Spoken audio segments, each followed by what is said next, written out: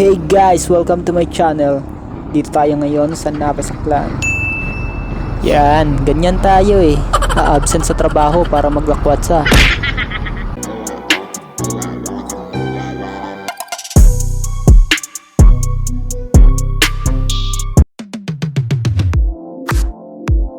Alright, here we are at Barangay Gibon, Nabas. Or Barangay Hibon. Yung mga taga dito guys ang tawag nila dito Barangay Hibon. Katiklan to Nabas part 2. Yan, panoorin nyo yung part 1 guys. From Katiklan to Barangay Havana. Magaganda yung view dyan guys. Mahaba-habang highway. Medyo marami-rami na rin tayong nakakasalubong ng mga sasakyan guys.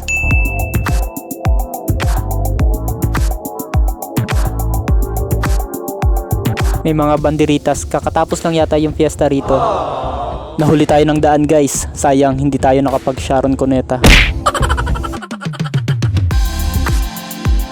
Ayan guys, may bundok. Balak ko sa mga susunod nating mga videos guys makapag vlog tayo dyan. Sana nga lang hindi maging drawing. Yan, may nadaanan tayong tulay, patawid na tayo sa next barangay.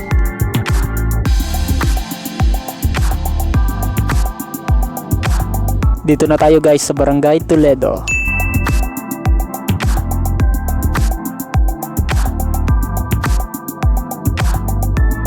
Ang daming magagandang bahay.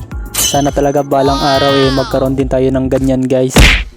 Pero in reality, sa mga katulad ko na minimum wage earner, mahirap talaga na ma-achieve yan guys. Pero hindi ko naman kayo dinidiscourage. Basta magsipag ka lang at magtiyaga, ma-achieve mo rin yung mga bagay na deserve mo.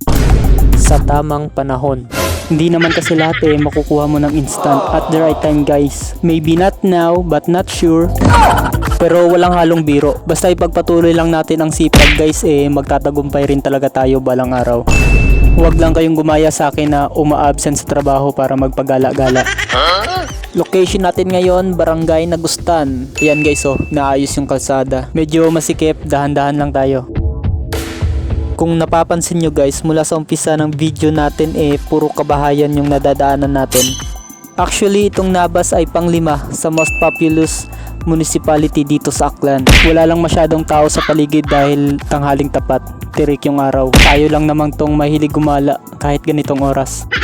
Ayos din tong trip natin guys, kung kailan tanghaling tapat doon maglilibot. Ang barangay kung saan buenas na, swerte pa. Buena suerte, Nabas. O diba? San ka pa?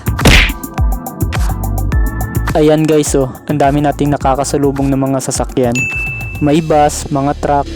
Ito kasi yung primary route ng mga sasakyan mula sa ibang bayan ng Aklan, Capiz, Iloilo, Antique. Dito dumadaan papuntang Katiklan Port.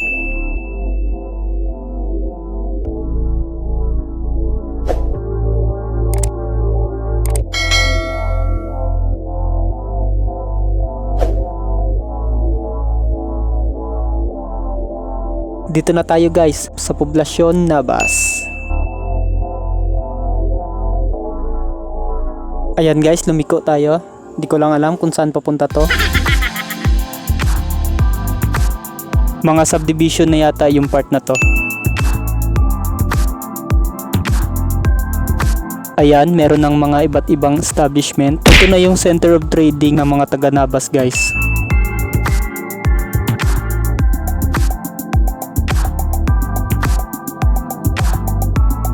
Nakakauhaw yung init. Hanging soft drinks. Ito pala, papuntang dagat na ito guys. Tapos merong bantayog sa dulo. Hindi ko lang alam kung si Rizal ba yan or sino. Sa nakakaalam, paki-comment naman guys. Hinto muna tayo guys. Check natin sa Google Map yung dadaanan natin.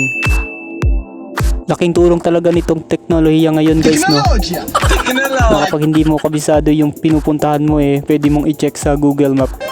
Basta may signal ka lang. Nung araw kasi kapag naliligaw kami binabaliktad lang namin yung damit namin.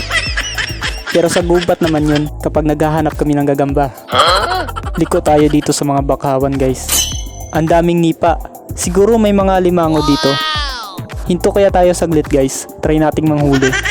O baka tayo yung mahuli ng mayari. Merong fish pond guys. Ano kaya alaga dito? Hito or tilapia? Wala naman sigurong crocodile dito.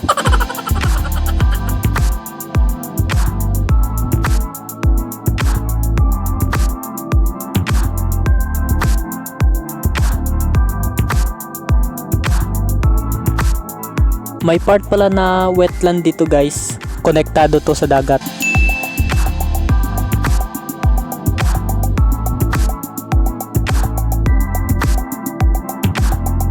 Meron ding nakabilad na palay guys oh. Shoutout sa mayari. Pag yan kinulang ng 5 kilo mamaya alam nyo na. Yan, palabas din pala ng highway to guys. Check muna kaliwa kanan bago tumawid. Huwag maging kamote.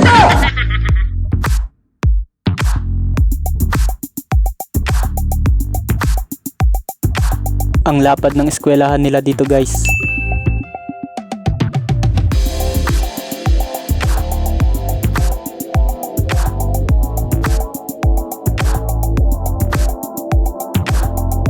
Meron din palang hotel dito.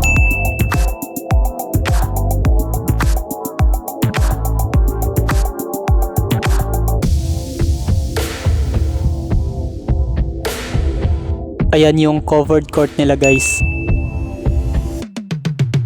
And yung plaza.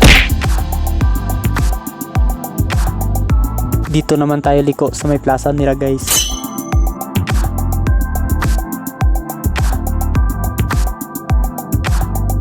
Ayan yung police station. Tapos sa unahan, merong ginagawang basketball court.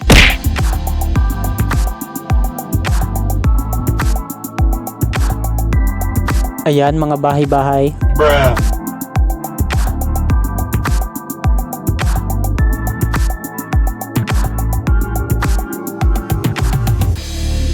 May branch yung video dito guys ha. We find ways nga talaga. Oh, ano yun? Basketball court din. Public market yata nila itong ginagawang building.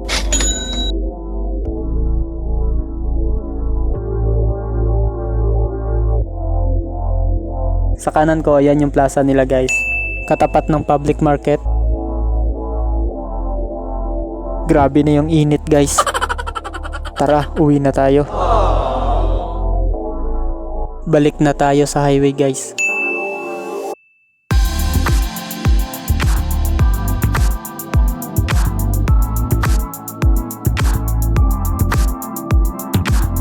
Merong mga painting sa gilid ng covered court. Kung hindi ako nagkakamali bali 3 basketball court yung nadaanan natin guys. Paboritong sports nga naman ng mga Pinoy.